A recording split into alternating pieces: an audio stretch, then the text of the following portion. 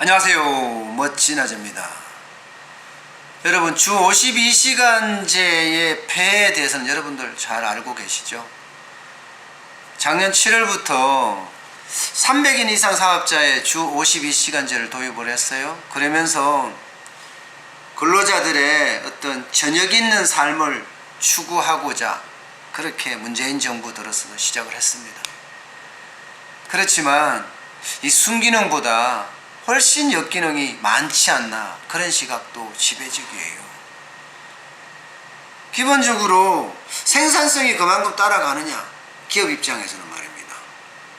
주 52시간제를 하니까 생산성이 그만큼 떨어질 수 있다는 그런 우려도 많이 나오고요. 또 주 52시간제를 하니까 주변의 자영업자들이 아주 굉장히 곤란을 겪고 있습니다. 왜냐하면 회식을 안 하니까 그만큼 자영업자 매출은 떨어질 수밖에 없는 거죠. 이렇게 주 52시간제는 현재까지 경제에 미치는 파장이 기업에도 있고요, 또 자영업자나 이런 사회에도 분명히 있습니다. 그런데 이 주 52시간제가 내년부터는요, 50인 이상 사업장이면 다 적용이 돼요.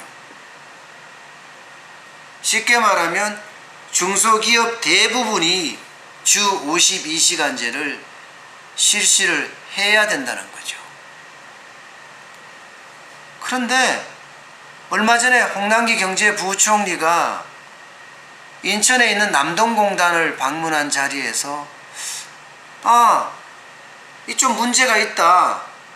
중소기업의 주 52시간제는 조금 도입을 연기할 필요가 있다, 이런 가능성을 시사를 했습니다. 현장을 돌아보니까 중소기업이 좀 어렵다는 것을 직감을 한지도 모르겠습니다. 그렇습니다. 현장은 분명히 다 알고 있습니다. 현장에 가보지 않으니까 모르는 거거든요. 홍남기 경제부총리도 현장을 가니까 기업들이 얼마나 주 52시간제 때문에 어려워하는지를 알고 있는 거예요. 인건비 부담이 된다, 일손이 부족해서 납기가 지연된다, 그러면서 근로자들은 소득이 줄어든다, 이런 사실들을 말입니다. 그러니까 홍남기 경제부총리도 현장을 보고 이게 대기업하고는 다르구나. 대기업은 그나마 사정이 나은데 이 중소기업은 인력 운영에 있어서도 자금 운영에 있어서 굉장히 어려울 수 있겠구나 하는 생각을 직감하게 된 것 아닌가 싶습니다. 실제로 중소기업연구원에서 조사한 바에 따르면요, 주 52시간제가 도입될 경우에 중소기업에게는요, 적어도 연간 2조 9천억 원이 소요될 거다, 이렇게 예측한 것도 있어요. 그렇다고 근로자 개인의 어떤 임금이 올라가느냐, 그건 또 아니에요. 왜냐하면 주 52시간제만 해야 되기 때문에 시간의 수당이 그만큼 없어지는 거죠. 사람을 새로 뽑아야 한다는 이야기입니다.